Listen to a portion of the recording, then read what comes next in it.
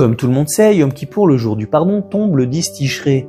Et pourtant, dans le Lévitique, dans Vaïkra, la Torah demande de s'affliger le 9 du mois et non le 10. Comment comprendre ce paradoxe?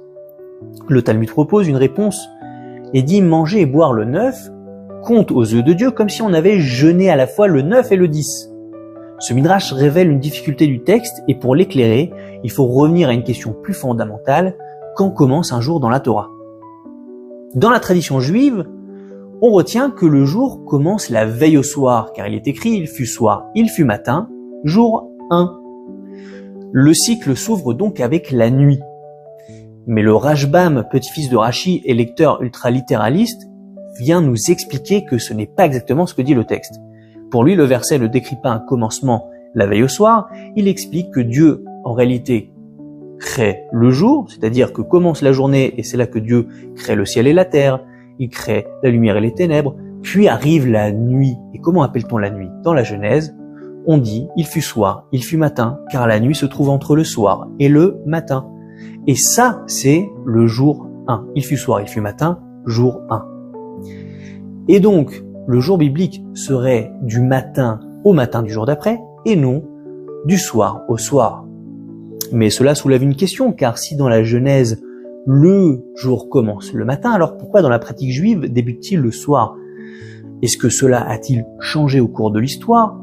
Eh bien la réponse se trouve peut-être dans le Lévitique lui-même, car concernant Yom Kippour, il est précisé que on commence le 9 au soir, et en réalité, ça ne veut pas dire qu'on jeûne le 9, mais que on va commencer la veille au soir, qui est encore le 9 naturel, jusqu'au 10 au soir. Et le texte ne dit pas de jeûner 2 jours, mais que le jeûne qui est du 10 commence à la tombée de la nuit. Et on découvre une distinction entre le jour naturel, qui court du matin au matin, et le jour rituel qui s'étend du soir au soir. Et d'ailleurs, le verset nous explique que mais erev ad erev tishbetu shabbatrem.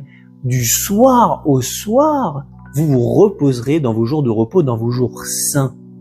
Et donc, le jour rituel dans la Torah commence du soir au soir, alors que le jour naturel commence du matin au matin.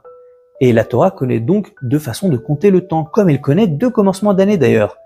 On a l'année historique qui commence à Nissan, le premier mois de l'année, et on a l'année naturelle, l'année agricole qui commence à Tishré, car dans la Torah on nous dit que au mois de Tishré c'est Tset Hashana, c'est le moment où l'année sort, ou Tkufat Hashana, c'est un début d'année, mais le début d'année agricole. De même, le judaïsme a progressivement adopté le décompte rituel du soir au soir comme règle générale, car c'est celui qui structure les fêtes et les Shabbatot.